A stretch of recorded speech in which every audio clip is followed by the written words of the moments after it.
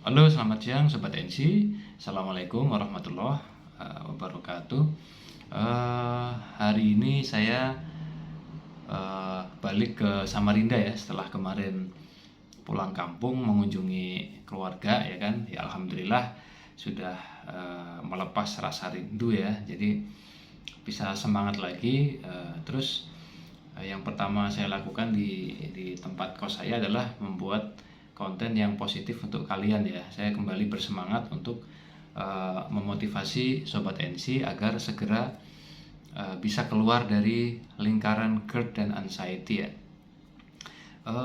Hari ini juga yang ingin saya angkat temanya sebenarnya kalian sudah cukup akrab ya. Jadi tema mengenai terapi syukur ya. Terapi syukur di sini adalah mungkin terkesannya religius ya. Jadi teman di sini saya tidak membahas dari sisi agama ya kan. Saya di sini membahasnya secara ilmiah, secara efek ke badan kita apa sih dengan terapi syukur itu ya. Syukur di sini bisa didefinisikan sebagai ungkapan rasa terima kasih kita kepada Tuhan ya. Jadi atas segala anugerahnya, atas segala nikmat yang sudah diberikan kepada kita, mulai dari kita bangun tidur sampai kita tidur lagi ya. Jadi mungkin secara umum definisinya seperti itu. Jadi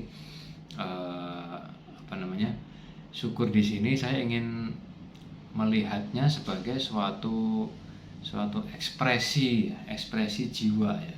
Di sini apa hubungannya dengan pemulihan anxiety disorder? Karena dengan kalian mengucapkan syukur, mengucapkan rasa terima kasih kepada Tuhan ya kan, kalian akan secara tidak langsung tubuh kita akan menyemprotkan hormon kebahagiaan ya. Karena rasa syukur itu dapat melahirkan suatu rasa kebahagiaan ya. Ketika kita sudah merasakan kebahagiaan, secara otomatis secara hormon badan kita akan keluarlah senyawa-senyawa yang bisa yang menyertai rasa bahagia itu, misalkan endorfin atau bahkan mungkin serotonin ya, serotonin yang pernah kita bahas di video sebelumnya. Jadi salah satu senyawa alami yang dapat dihasilkan oleh tubuh kita yang memberikan kita rasa tenang adalah endorfin dan serotonin ya. Selain melatonin juga. Kalau melatonin biasanya kita mendapatkannya pada saat kita istirahat ya, malam ya, tidur malam. Jadi di sini penting saya ajak teman-teman yang masih mengalami gangguan kecemasan untuk banyak mengucapkan syukur ya. Mungkin banyak yang bertanya-tanya, ini maksudnya Sobat NC apa sih, kan kita belum sembuh ya kan, karena kok disuruh bersyukur seperti apa? Maksud saya gini ya, jadi coba kalian mulai cari hal-hal yang bisa kalian syukuri. Kalian rubah pola pikirnya, tidak hanya terfokus pada sakit yang kita derita yang sudah berbulan-bulan atau bertahun-tahun belum diberikan kesembuhan, tapi kalian justru mencari hal-hal apa saja yang bisa kita syukuri ya, hal kecil ya. Dimulai dari misalkan nafas kita pada saat kita bangun pagi ya kan. Kita harus sadari bahwa hidup kita ini milik Allah ya, milik Tuhan ya kan.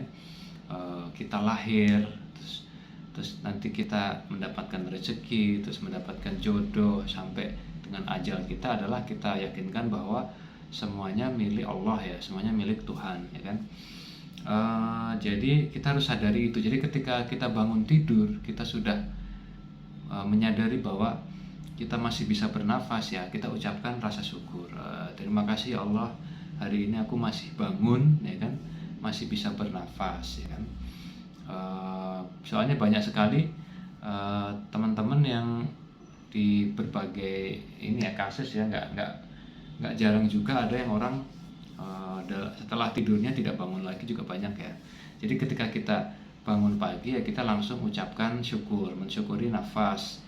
Terus kemudian setiap kita menjelang makan ya kan, kita kan pasti biasanya kan ya berdoa terus makan ya. Kita mulai coba membiasakan diri mensyukuri makanan yang ada di hadapan kita, ya kan. Jadi misalkan kita mau makan nih, setelah berdoa kita ucapkan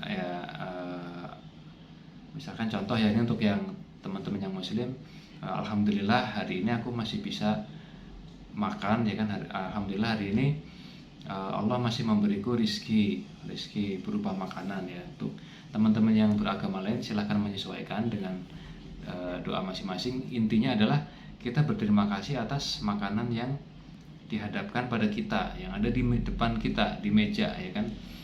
Terus kita meyakinkan bahwa dengan makanan ini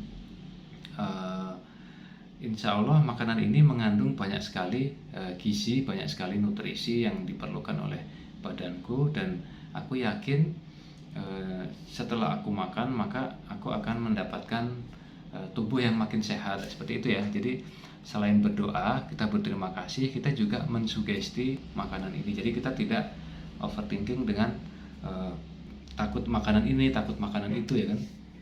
Jadi kita itu ya, dengan kita mengucapkan terima kasih itu, nanti secara tidak langsung kita akan menyemprotkan hormon endorfin, ya. Jadi kita akan, kalau kita lakukan dalam waktu yang setiap hari, setiap saat, setiap mau makan, ya kan, kita akan semakin banyak hormon endorfinnya, dia akan meredam hormon stres kita atau hormon kortisol, ya kan. Itu salah satu contoh ya, hal kecil yang bisa kalian syukuri. Terus mungkin contoh yang lain, apa yang ada di badan kita lah ya. Kita kan dikaruniai mata, dikaruniai tangan, ya kan, kaki, terus segala hal ya, sebanyak sekali ya. Ketika kita menyaksikan mungkin saudara-saudara kita yang kurang beruntung, ya, misalkan teman-teman yang penyandang disabilitas, yaitu kita selain mendoakan mereka, kita juga mensyukuri atas apa yang kita punya, yang mereka mungkin tidak seberuntung kita, ya. Hal seperti itu ya. Jadi mulai latih kepekaan kita untuk mencari hal-hal yang bisa kalian syukuri. Insya Allah nanti dengan rasa syukur yang diucapkan itu akan memberikan rasa bahagia, ya, rasa nyaman, ya. Bukan klise ya, sekalian coba terapkan, ya kan. Digali apa yang bisa kita syukuri, ya. Misalkan yang sudah bertahun-tahun sembuh, mungkin mas aku susah mencari bahan untuk mengucapkan rasa syukur, ya kan. Ya itu pasti ada lah, ya kan. Kalian kalau coba mencari itu pasti ada, ya kan. Karena semua yang ditetapkan oleh Tuhan kepada kita, insya Allah itu yang terbaik buat kita, gitu. Ketika kita yang mengalami itu, berarti kita yang dianggap paling siap ya untuk menerima cobaan atau menerima takdir itu, ya. Jadi kalian harus justru berbangga diri, ya, karena kalian sudah dipilih oleh Tuhan, ya kan. Gini aja deh, misalkan susah mencari hal yang disyukuri, paling nggak kita ingat ya, mungkin teman-teman ini sakit GERD anxiety-nya ini macam-macam ya. Ada yang masih hitungan bulan, ada yang sudah setahun, ada yang mungkin 2 tahun, ya kan. Misalkan contoh sudah sakit 2 tahun, ya, coba kita ingat-ingat usia kita berapa, ya kan. Misalkan kita usia 30, ya kan, kita mengalami sakit GERD sudah 2 tahun. Coba kita, kalau kita mengkalkulasi, ya kan, dari usia 30 tahun itu kita sudah merasakan sehat selama 28 tahun, ya kan. Terus kemudian Allah memberikan cobaan sakit 2 tahun.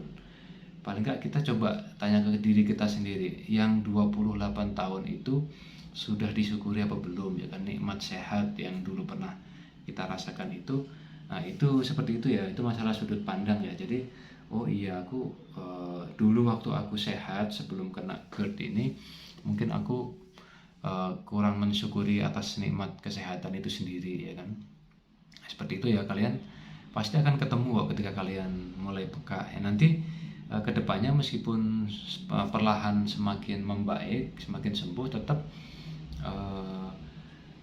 rasa kita untuk mudah mensyukuri nikmat itu dipertahankan, ya. Jangan berarti setelah sembuh terus kalian mulai lupa lagi, ya. Jangan seperti itu ya.